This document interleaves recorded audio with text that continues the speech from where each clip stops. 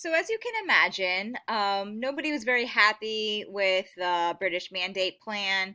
We talked about the violence and the tensions between the Arabs slash Palestinians and the Israelis slash Jews, which led to the United Nations Partition Plan. Now, why didn't the United Nations get involved before this? Well, it's because the United Nations did not exist until after World War II. So the United Nations didn't really exist till 1946, and they took the place of the League of Nations. And the United Nations was a better functioning body, and for a variety of reasons we will not get into right now. And because of the tensions that the British faced in Palestine, or the British Mandate, Britain brought the dilemma to the United Nations as one of the first things they had to deal with. And remember, this is post World War II, post Holocaust, and that was what to do with the state of Palestine, or with the British Mandate in Palestine. Because, right, you've got this problem where you've got the Zionist movement where European Jews have been trying to settle in Palestine and reclaim their land for since the late 1800s. And then you've got this situation in Europe. Situation is a very mild term. You've got this problem in Europe with World War II and the Holocaust, which was a horrible, horrible, no word to describe event where 6 million Jews were slaughtered.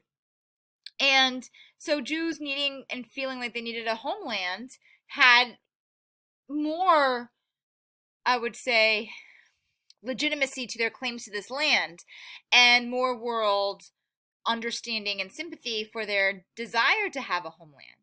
So with that, the United Nations decided, well, let's divide the land, which is what a lot of you all said in the on your reflections around this situation that we in the last few assignments, right? Why don't they just share the land? So that's kind of what the United Nations said. Like, why don't they just share the land? Why don't we have the Jews take this, right? This orange color right here, and the Arabs take this yellow color, and Jerusalem, which would still be internationally governed by the United Nations at this point, which, if you kind of think about it, it's kind of like Washington, D.C. The idea is that no state owns the capital of the United States. The capital is independent. Same thing with Jerusalem. And why would they want Jerusalem to not belong to one side or the other?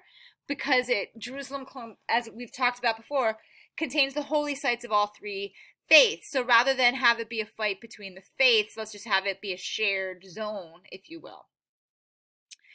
Well, let's look, right? As I talked about before, there were about 1.3 Palestinians at this point and only 500,000 Jews. Yet the land was divided fairly evenly. In fact, the Jews got a tiny little bit more of the land, right? And so on this PowerPoint, I say the Jews favored the division of the land. The Jews were like, great, let's share the land. And the Palestinians did not. And I want you to think about why. Why would the Palestinians not welcome sharing the land? And I really, really want you to put yourselves in the shoes of the Palestinians, or maybe think about it if you own a home, or imagine owning a home, right? So imagine owning a home and your family, it's been in your family for generations. And then a family from like 200 years ago, 500 years ago comes back and says, no, this is our home. And you're like, but we've lived here for hundreds of years.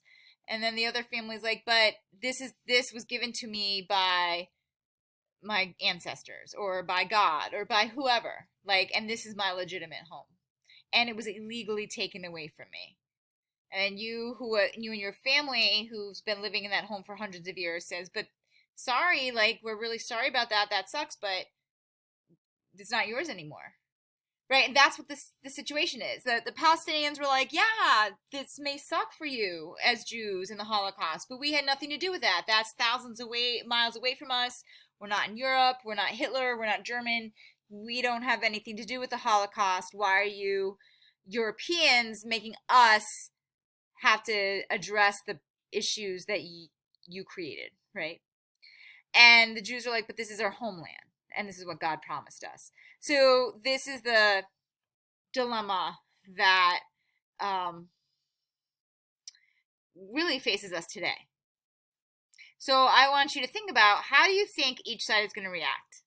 Well, I already told you, right? The Jews favor the division of the land. The Palestinians did not, right? And we talked about why, and I'd really like for you to think about why.